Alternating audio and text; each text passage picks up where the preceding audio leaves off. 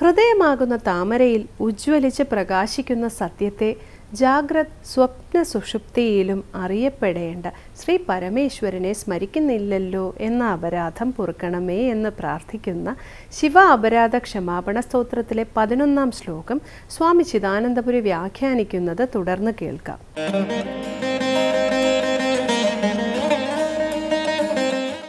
ശാങ്കരകൃതികളിൽ ശിവാപരാധ ക്ഷമാപണ സ്തോത്രത്തിൽ 11-ാമത്തെ ശ്ലോകമാണ് ശ്രദ്ധിക്കുന്നത്.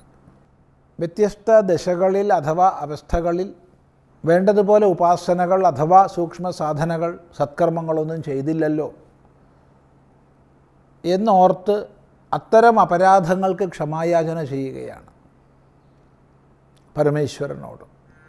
ഇവിടെ പറയുന്നത് ഹൃദ്യം വേദാന്തവേദ്യം ഹൃദയസരസിജേ ദീപ്തമുദ്യത് പ്രകാശം സത്യം ശാന്തസ്വരൂപം സകലമുനിമന പത്മഷണ്ടൈകവേദ്യം ജാഗ്രസ്വപ്നെ സുഷുപ്തൗ ത്രിഗുണവിരഹിതം ശങ്കരം ന സ്മരാമി ക്ഷന്തവ്യോ മേ പരാധ ശിവ ശിവ ശിവ ഭോ ശ്രീമഹാദേവ ശംഭോ.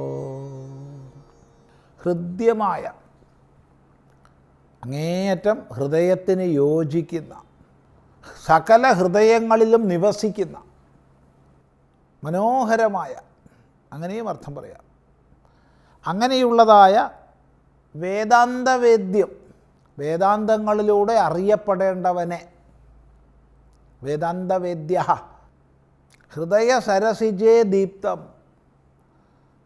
ഹൃദയമാകുന്ന സരസിജത്തിൽ താമരയിൽ ദീപ്തമായി ഉജ്ജ്വലിച്ച് പ്രകാശിക്കുന്ന, എല്ലാ ജീവരാശികളിലും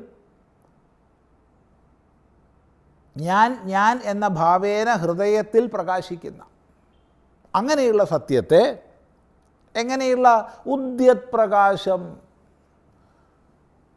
ഉയരുന്ന പ്രഭയോടൊത്ത, താത്പര്യം വിചാരം ചെയ്യുന്ന സാധകരാൽ സ്വന്തം ഹൃദയത്തിൽ ഉദിച്ചുയർന്ന പ്രകാശരൂപമായിട്ട് പരമമായ സത്യസ്വരൂപൻ ധ്യാനിക്കപ്പെടുന്നു. അങ്ങനെ ഉദ്യത് പ്രകാശമായിരിക്കുന്ന, ഉദിക്കുന്ന പ്രകാശത്തോടൊത്തവനായ സത്യം, സത്യത്തെ, സത്യസ്വരൂപനെ, സകല പ്രപഞ്ചത്തിനും അഥവാ പ്രപഞ്ചവികാരങ്ങൾക്കും സത്യത്വത്തെ നൽകുന്നവനെ, ഉണ്മയെ നൽകുന്നവനെ, എന്തുള്ളതിനാൽ എല്ലാം ഉണ്ടോ. ഉപനിഷത്തിൻ്റെ ഭാഷയിൽ തസ്യ ഭാസാ സർവമിതം വിഭാതി, അതിൻ്റെ പ്രകാശത്താൽ എല്ലാം വിസ്പഷ്ടം പ്രകാശിക്കുന്നു എന്ന് പറഞ്ഞ പോലെ ഏതൊരുണ്മയാൽ എല്ലാം ഉള്ളതായി ഭവിച്ചിരിക്കുന്നു. അങ്ങനെയുള്ള സത്യത്തെ, എങ്ങനെയുള്ള സത്യത്തെ, ശാന്തസ്വരൂപം, ശാന്തമായ സകല വികൃതികളും, സൃഷ്ടി സ്ഥിതി സംഹാരാദിയായ സകല വൃത്തികളും അഥവാ വികൃതികളും പ്രശാന്തമായ, ശമിച്ച, അങ്ങനെ സമഷ്ടിയുടെ തലത്തിൽ നിന്നല്ലാതെ പറയുകയാണെങ്കിൽ പലതിൻ്റെ പിന്നാലെ നെട്ടോട്ടമോടുന്ന വൃത്തിവിശേഷങ്ങളെല്ലാം അടങ്ങി ഒതുങ്ങി മനസ്സ് പ്രശാന്തമായിരിക്കുന്ന സ്ഥിതിവിശേഷം, ശാന്തമായ സ്വരൂപത്തോടൊത്ത സകല മുനിമന പത്മഷണ്ടൈകവേദ്യം, സകല മുനിജനങ്ങളുടെയും മുനിമാരുടെയും മനസ്സാകുന്ന പത്മഷണ്ടത്താൽ മാത്രം അറിയപ്പെടുന്ന, പത്മഷണ്ടം താമര, മുനിജനങ്ങളുടെ മനസ്സിനെ താമരയായി കൽപ്പിച്ചിരിക്കുകയാണ്. സദാ സത്യത്തെക്കുറിച്ച് മനനം ചെയ്യുന്നവനാണ് മുനി. മുനി മിണ്ടാതിരിക്കുന്നവനല്ല. പലപ്പോഴും മൗനം എന്നുള്ളതിന് നമ്മൾ മിണ്ടാതിരിക്കുക എന്ന് സ്ഥൂലമായ അർത്ഥം മനസ്സിലാക്കും. ബാഹ്യമായി മിണ്ടാതിരുന്നാലും അകം വാചാലമാക്കാം, വിക്ഷുബ്ധമാക്കാം. അതുകൊണ്ട് ബാഹ്യമായ മൗനമല്ല മൗനം. മറിച്ച് വേദാന്ത ദൃഷ്ടിയിൽ മൗനം എന്നത് നിരന്തരമായ മനനമാണ്. ആ നിരന്തരമായ മനനത്താൽ മറ്റ് വ്യാപാരങ്ങൾ സ്വാഭാവികമായി ഇല്ലാതാകുകയാണ്, അല്ലാതെ വ്യാപാരങ്ങളെ ഇല്ലാതാക്കുകയല്ല. അങ്ങനെ മനനശീലന്മാരായ, മൗനത്തെ അവലംബിക്കുന്നവരായ മുനിമാർ.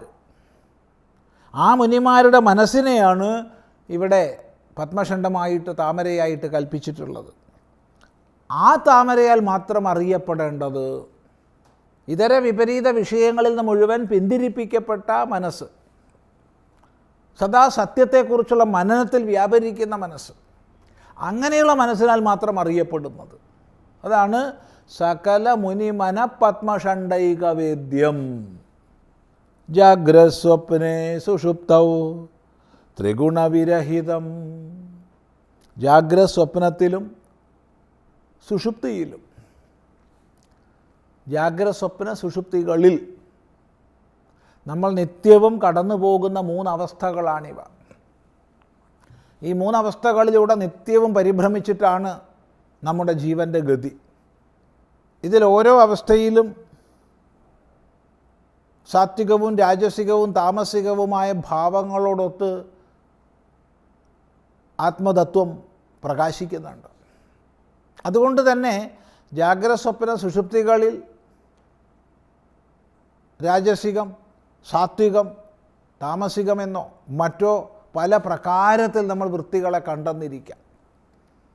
എന്നാൽ പരമാർത്ഥത്തിലോ പറയാണ് ത്രിഗുണവിരഹിതം. ഈ 3 അവസ്ഥകളിലൂടെ കടന്നു പോകുമ്പോഴും അതവസ്ഥകൾക്കനുസരിച്ച് വൃത്തിയുള്ളതായി പുറമേ കാണപ്പെടുമ്പോഴും വാസ്തവത്തിൽ ത്രിഗുണവിരഹിതമാണ് സത്യം.